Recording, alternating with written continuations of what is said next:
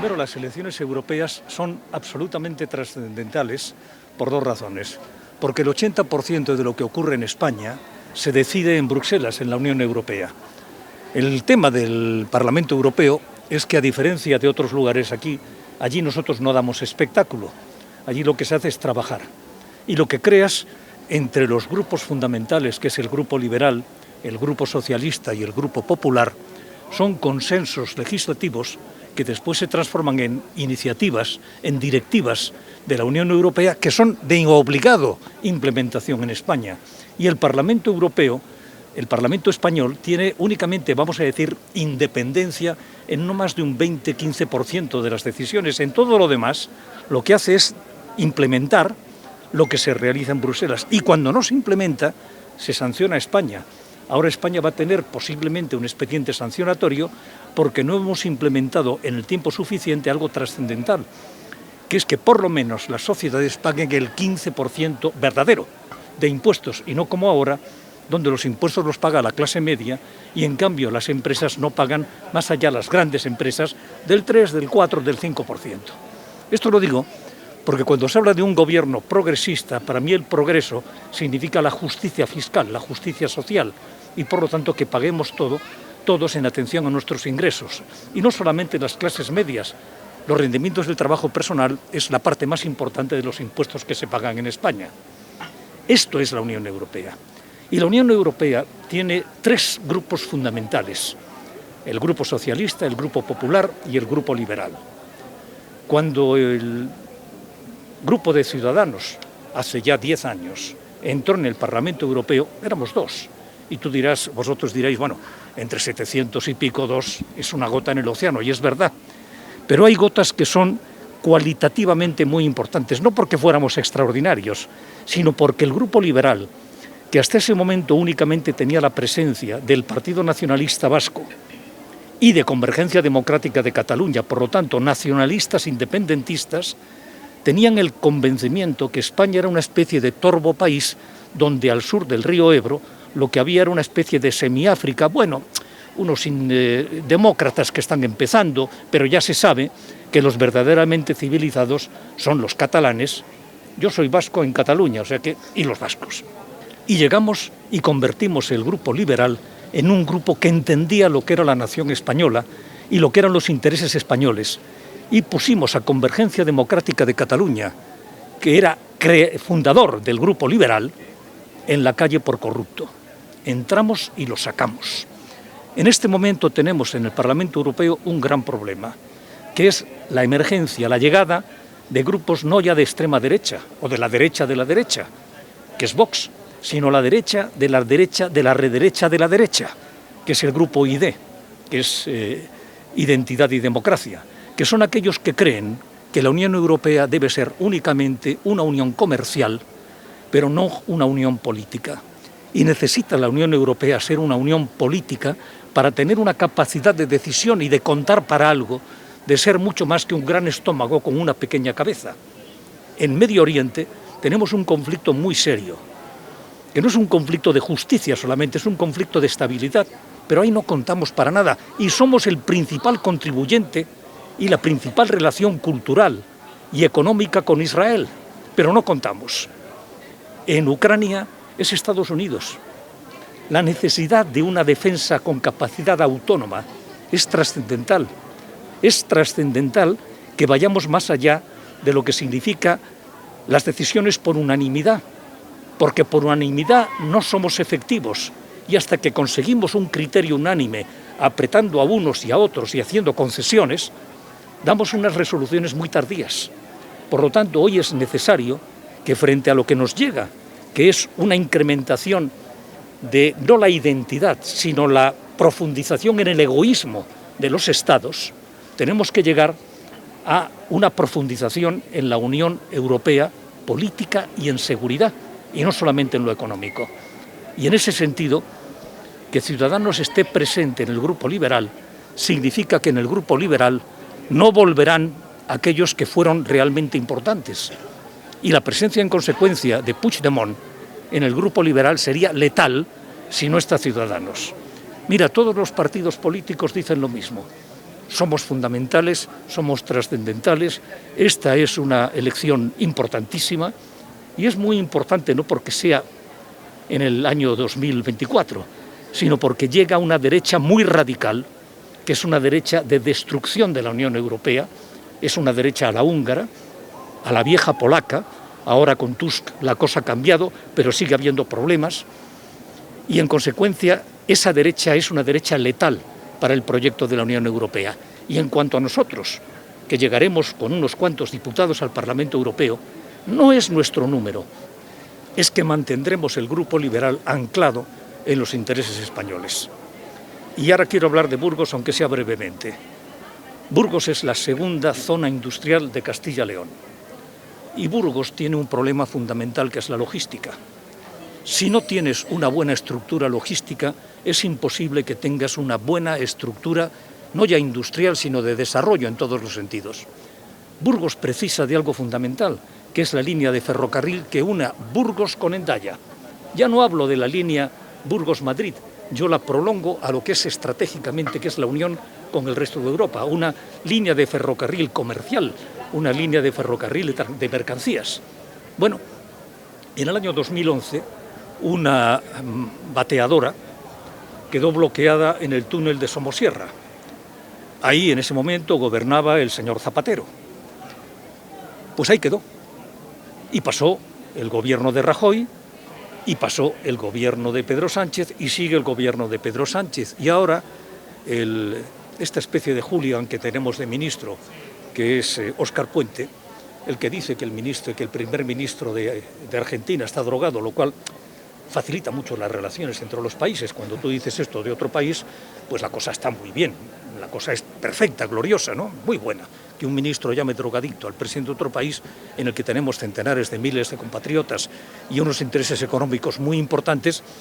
Este señor es un hombre brillante, inteligente, oportuno, vamos, es el colmo de la diplomacia, él no va más, el hooligan.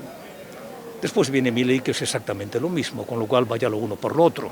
Hay una diferencia, que un ministro llame drogado a un presidente no es lo mismo que un presidente diga que la esposa de un presidente de gobierno es corrupta, porque esa señora no es institucional, aunque el señor Sánchez piense que él es la institución, que él es la democracia y que fuera de él está el llanto y crujir de dientes, como dice la Biblia. Pues bien, este señor ha dicho que significaría 1.500 millones de euros, y puede ser que sea verdad, y dice que además no es rentable.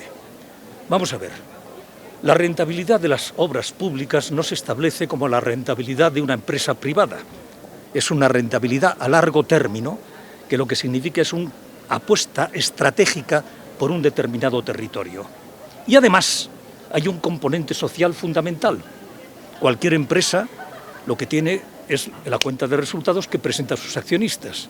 Un gobierno tiene una cuenta de resultados que no es de beneficio económico, es de beneficio social. Cuando el señor Óscar Puente habla de que no es rentable, está considerando de una forma, yo diría, miope, lo que significa el impulso estratégico para una logística territorial. Si desde el año 2011 esa bateadora, que vale millones de euros, se hubiera sacado de allá y no estaría como está ahora, pudriéndose, que no servirá para nada, se hubiera gastado unas cantidades mínimas en mantenimiento, no tendríamos 1.500 millones de euros en gasto correspondiente. Y eso se corresponde con los gobiernos progresistas, que es una cosa divertida cuando uno se titula a sí mismo progresista.